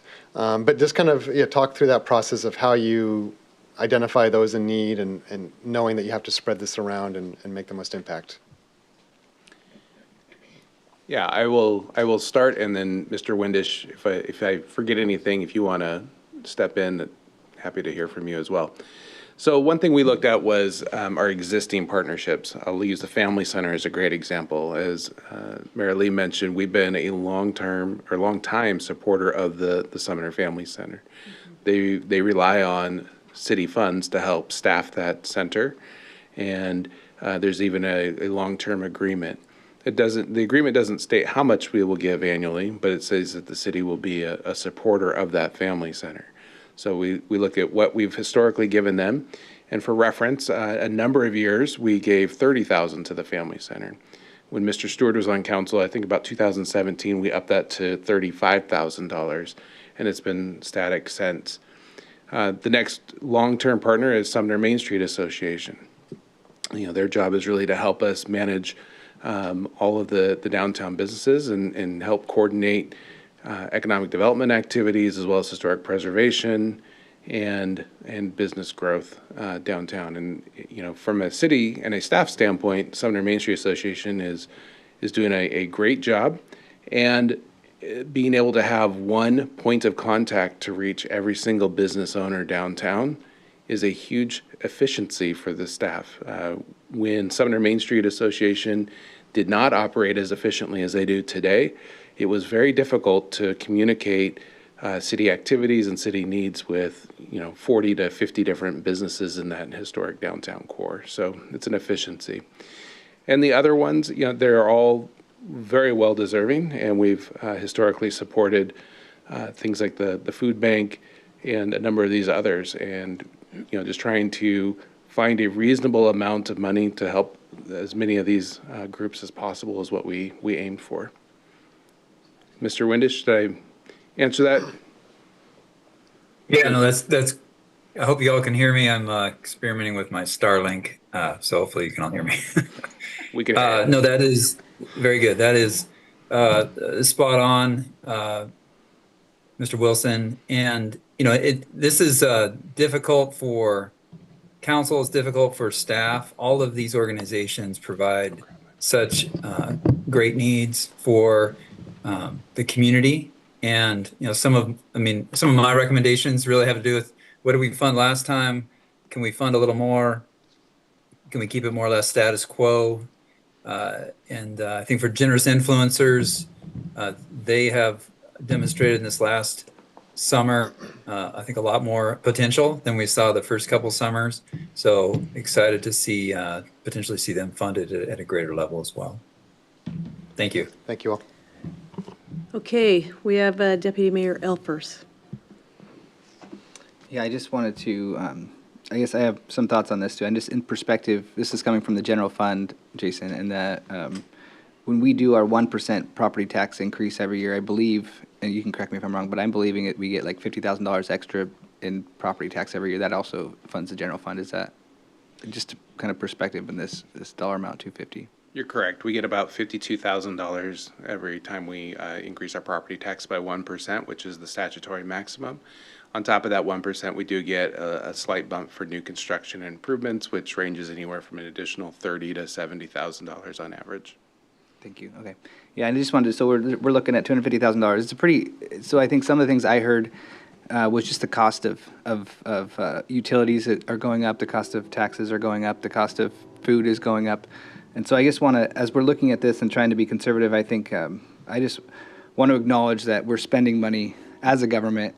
And if we go back and raise property taxes by 1%, so we got to be really careful how we're spending this money. I just want to make sure that we share that, because obviously government is a big part of the problem with spending. I think Washington State is causing a lot of increases in costs and utilities and housing.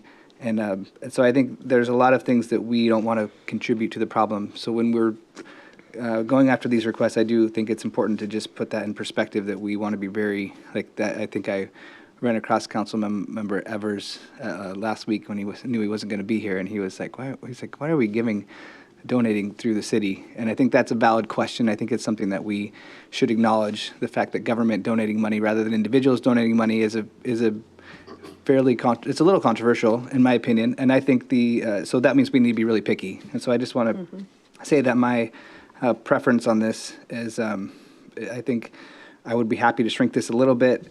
I think last time we did it, I've expressed the same thing. I think we have very strong relationships with very strategic folks, and I think it's important to do that. I would be, in this case, I look at Exodus Housing, and I look at Mother to Many. Really appreciate what they did, but I think as newer organizations, I would be happy to shrink that just a little bit.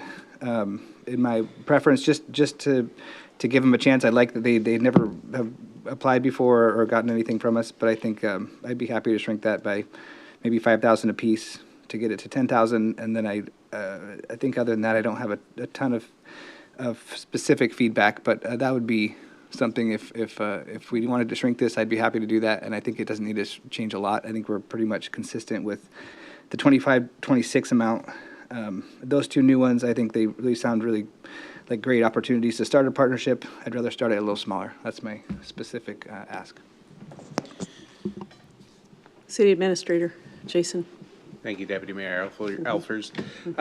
What worked last time really well when we did this with council is we kind of went through the line and had every council member provide their input on, what their desired funding was. And that helped us find the consistencies between 7 voices up on the dais.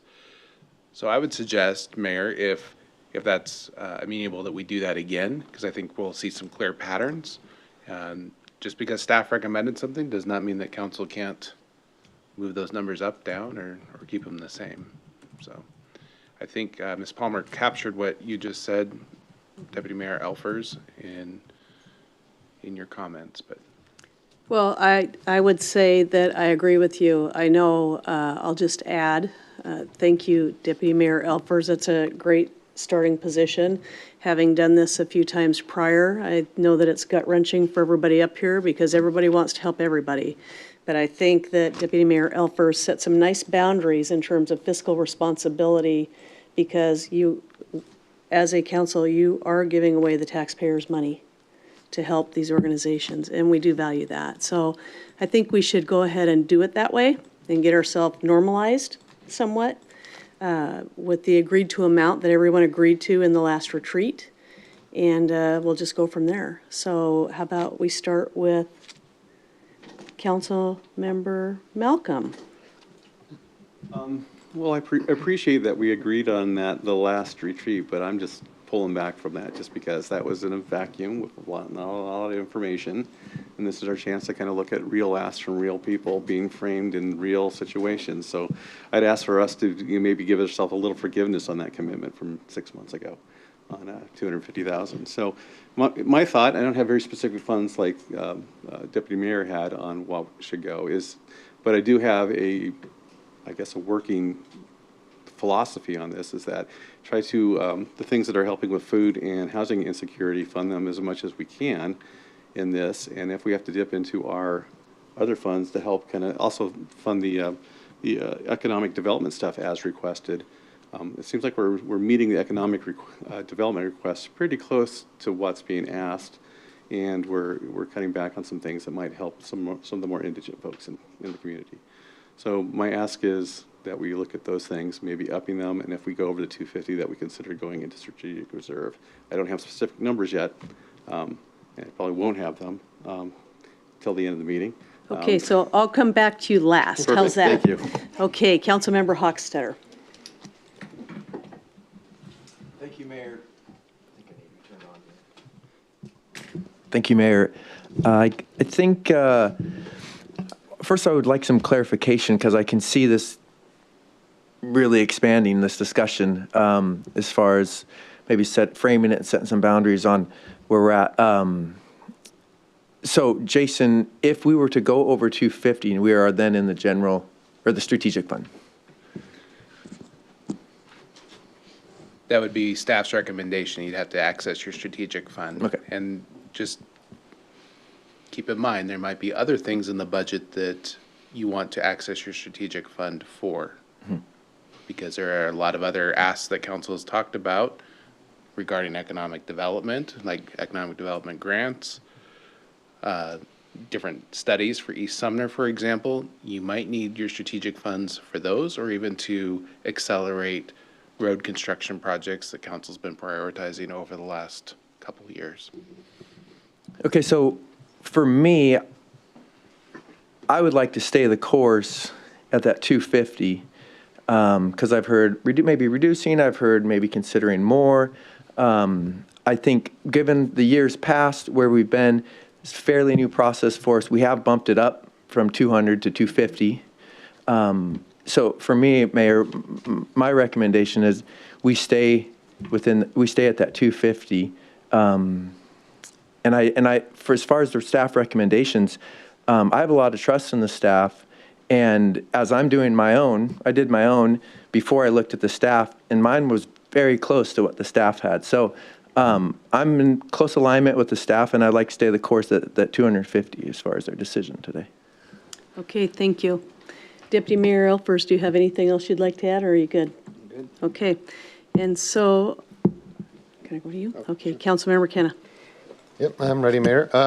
I think I'll just say the end first, which is I agree with Councilmember Hochstetter. I think we stay at 250. It's what we've kind of let in here and worked up to at this point. I also sat with these for a while and, tried to play around with the numbers, and then I kind of checked myself, and I was just like, I can't pretend to judge these organizations and partners and the services that you all provide in our community. And our staff has much more on-the-ground knowledge, works with you guys every day, every week, every month, whatever that is. And so I really feel like the context that I needed was coming from them. Ryan, you're on the call as well, and you gave me a lot of that through email. So, there's so many needed services in our community, and I would love to see you all fully funded. At this point in time, I'm just happy to go with the staff recommendation, stay at the 250. And for those that wouldn't move forward with funding, I would just say, we see you, we hear you, we want to work with you, however that can be. But at this time, it's just a hard decision to make, and I think that's kind of where I'm landing. Okay, thank you. Thank you. Ready? Sure. Councilmember Wellesley. I'm good with the 250. I think, it worked for what, we have available, and, it's in our cycle. My question is, are we voting tonight, or is it just getting parameters of, are we declaring our choices, our numbers? It is our preference that you declare your choices because it helps us build the budget presentations for the rest of the year. Perfect. It also gives our community partners some understanding of what is going to likely be passed in the budget, so Perfect. they can start their planning for their 27 and 28. So then I will start at the top, Carmen. Exodus Housing, I'm going to do 15K. Generous Influencers, 10K. Mikasa Housing, 15. Mothers to Many, 15. Chamber is 10. Family Center is 65. Food Bank is 60. SMSA is 60. That would be my 250. All right, thank you.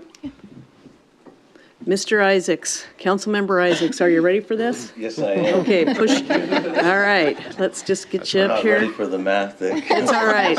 You got a good mathematician right next to you. Not And you're a really. teacher. Okay, you're up. So with this comment, do I have to declare the actual amounts, or will I be able to have a callback? No, his callback is after your callback. So if you're not ready, then I'm going to go right down here. And if he's not ready, I'm going to come back here. So are you ready? Not with the numbers. Okay. What would you like to share? Are you good with the 250? Yes, I am good with the All right. 250. It is a difficult decision because of the necessity and the need of our community in so many different ways, as far as housing, food, nutrition, the upcoming of our youth, the presence of mentors, the accessible horseback riding for students with disabilities. And again, it would be nice to be able to support everybody with their request. And I'm going to have to make a difficult decision here. Okay, I'm going to go back down to this end, all right?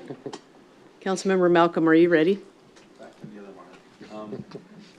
Actually, my request is that we consider a $50,000 increase from our strategic account, and that we would fund Exodus an additional 15, Mikasa an additional 15, Mothers to Many an additional 5, and the Food Bank an additional 15, just because they tend to address what my major concern is, and that's the housing and food insecurity.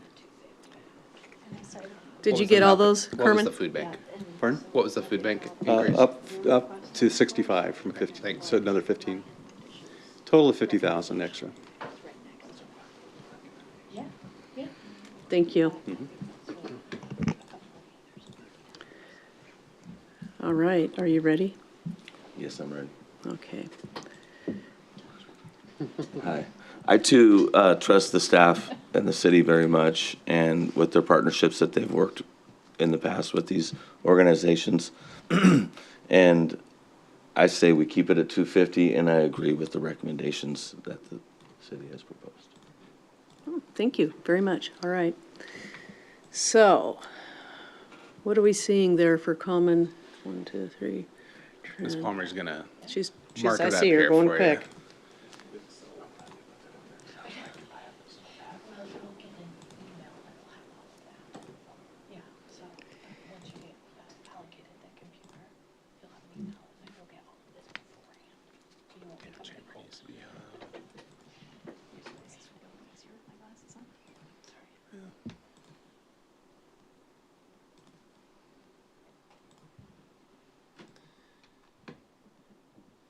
So Mayor, it looks like council's in agreement on the Sumner Main Street Association funding, as well as the Generous Influencer Night Market funding. The ones in yellow, I need my glasses now. So, Let Carmen read it. so Exodus Housing, we have most people remaining at 15,000, with one recommendation to go to 10 and one recommendation to go to 30. With Mikasa, we have everyone at 15,000 with one recommendation to go to 30,000, which is with the strategic the strategic fund access. Mother to Many, most are staying at 15,000 with one recommendation to go to 10,000 and one recommendation to go to 20,000. The Chamber of Commerce is pretty steady at 15,000 with one recommendation to 10. The Family Center is also pretty steady at 70,000 with one recommendation to go to 65. And the Food Bank, remains predominantly at 50,000 with one recommendation to go up to 65,000 and one recommendation to go up to 60,000. All right. Let me look here. So with that said, we need to move forward. So Deputy Mayor Elfers, let's hear about what your thoughts are again on this in terms of reducing a few. Yeah, Mark, you want to shut off? Okay, thank you. I got to find you on here. There, I gotcha.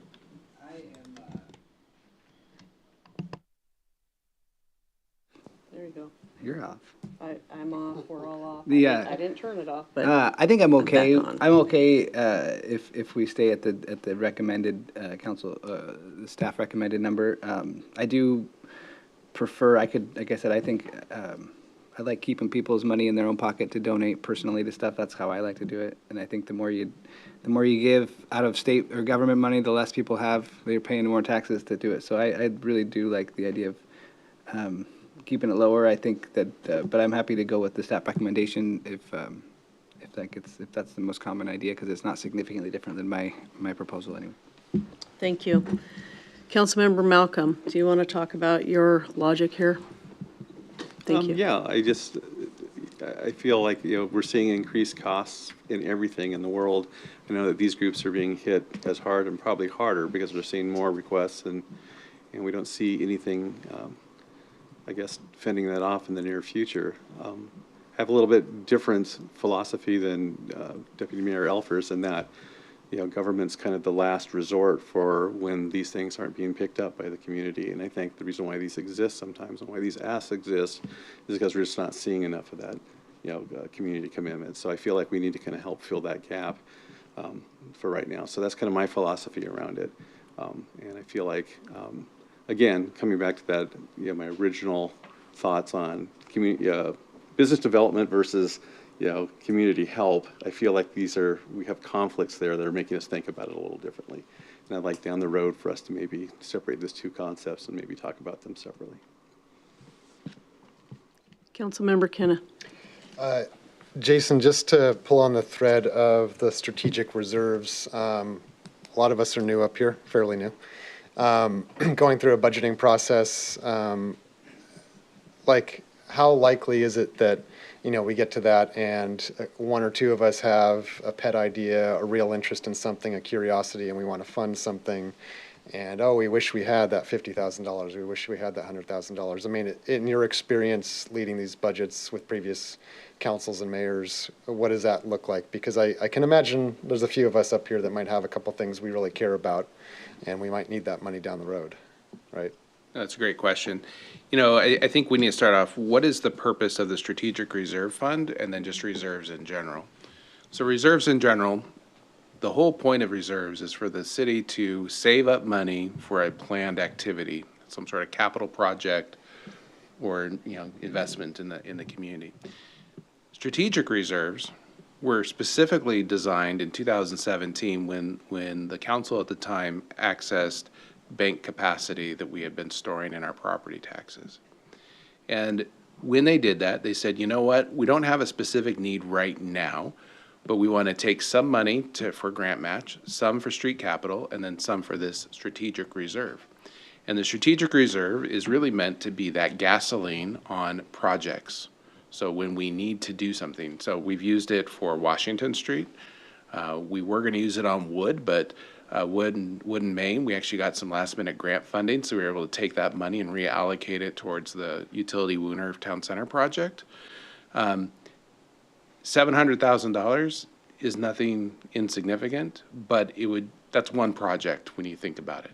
And there's a lot of $1 million projects that are sitting out there that might be of interest to council. Streets that we've heard from residents for years that they want repaired, that we've even done some design work on, like, Hunt Avenue. So those are some things that you might want to consider. We also have East Main improvements that I know has been of interest to council. It's another good funding source for that type of project. Okay. Yeah, I think with that context, I mean, it helps. So it's not necessarily a rainy day fund, like in case of an emergency. It's really to help get something across the finish line, like you were saying, that we've been working on. There's our, we just don't know where the funds are going to come from. Correct. The city does not have a true rainy day fund. What we have is operational reserves. And we're going to talk about this more as we go through the budget process, but we have money that we call operational reserves, which are really helping us manage cash flow, because property tax we get in 2 large tranches a year, and we're reliant on property tax for our general fund services. So we need to have some operating reserve in there to help us deal with those cash flow situations. Everything else is a reserve fund to be used for reinvestment in the community. It's the taxpayer money. It's really for us as you as policymakers to reinvest in the community. Yeah, I think with that background, I think I would love to join Councilmember Malcolm on upping the numbers. I definitely see the need. That was communicated clearly to us tonight and in these applications. But I just would love to have that those funds sit until we know that we need to use them. We really have to deliver on a number of things for the community. And if there's a couple of things or whatever that might be that we decide these are important and we want to try to get this across the finish line, I think it's important to have that there. So I would kind of hold firm on the 250, but I see you, and I wish I could I wish I could get there. Thank you. Okay, so thank you. I think with that said, so Councilmember Malcolm, I think from an emotional standpoint, we would all love to give as much as we can to all these groups. I personally have worked with quite a few of the folks out here, and some that have had to leave. And in my family, a lot of time is volunteered to some of these groups out here, i.e. that's my husband. He's a full-time volunteer now since I've taken this seat in a number of these places. But with that said, now that you see the process, can you for this year agree to the 250 and the distribution of the funds, and then going forward, we can look at the process as it is, and potentially then look at what you discussed as City Administrator Wilson has said. It's a policy decision up here, and I know it is the first time coming in. It's kind of like, whoa, because it's face-to-face with people, and you're seeing feelings, and it's tangible.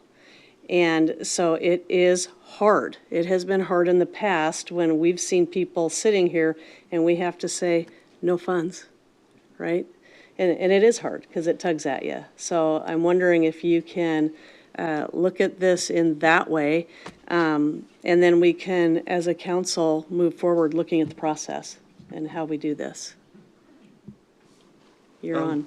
Yeah, the answer is absolutely. I wish I was as emotional about it as you think I am. I'm fairly mercenary when it comes to, spending dollars, but I just look at it as just a math problem. Everything's increasing, the needs are increasing. It just feels like an obvious place for us to maybe expand into. Mm-hmm. That's my only position. Of course, I'm open to discussing this and figuring out as we get into the budget process, because I think today is more about hearing from the community, looking at the numbers available, reflecting on what we've talked about in the past, what we would like to see moving forward. And I think that's all I'm trying to do is stretch the conversation, get us to think of it a little bit differently. My thinking down the road is finding a way to kind of separate these issues a bit more so that we're looking at them uniquely for their needs and funding them appropriately. So that's my thoughts on that. Thank you. So tonight we are looking for a commitment.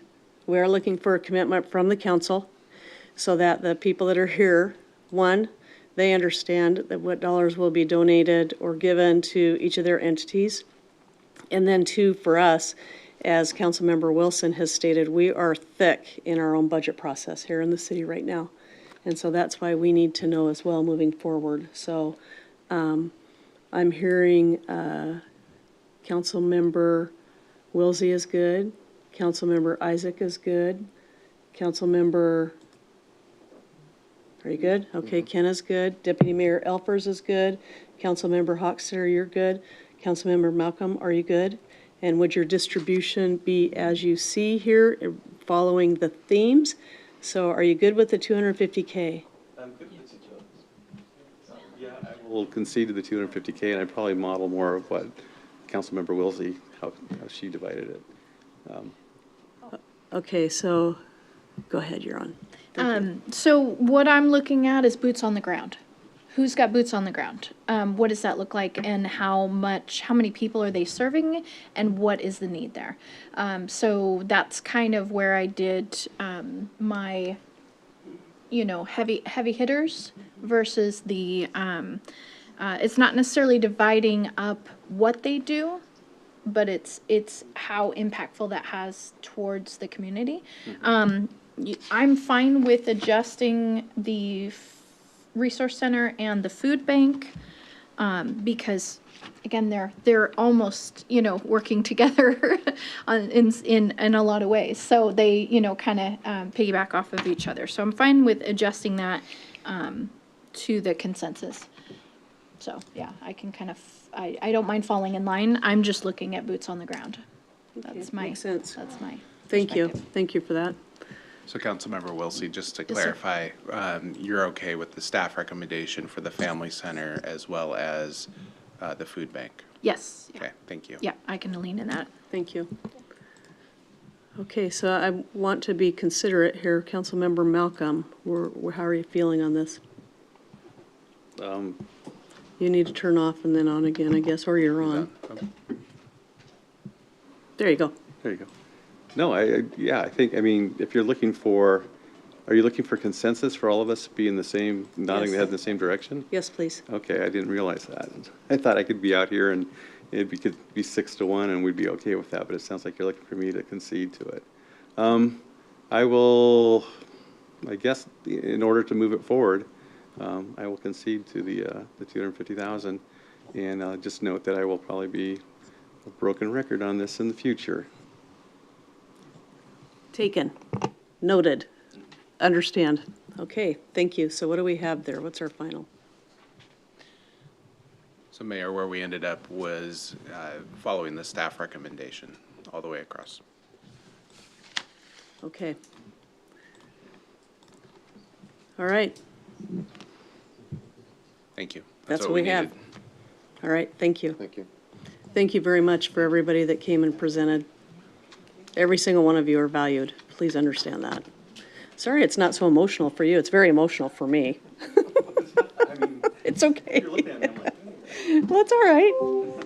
All right. So with that said, we will move on. Do we have a city administrator report? Not tonight, Mayor. Thank you very much.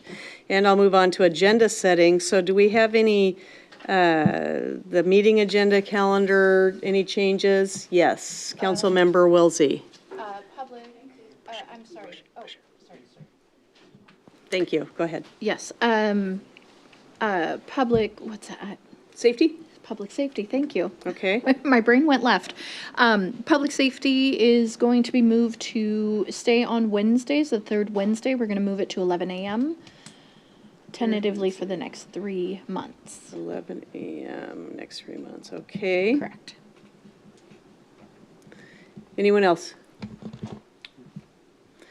Councilmember Kenna. Were you going to mention next Monday, Mayor?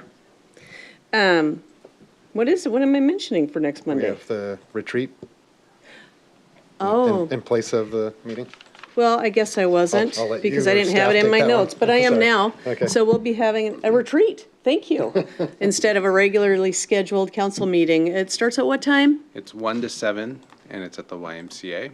Thank you. And please dress comfortably with shoes, where we will be going on a couple field trips, so make sure you have closed-toed shoes on. Great. Thank you. Thank you, Councilmember Kenna. Okay. All right. So with that said, let me make my note here. I will adjourn this study session at 8:03 p.m. Thank you.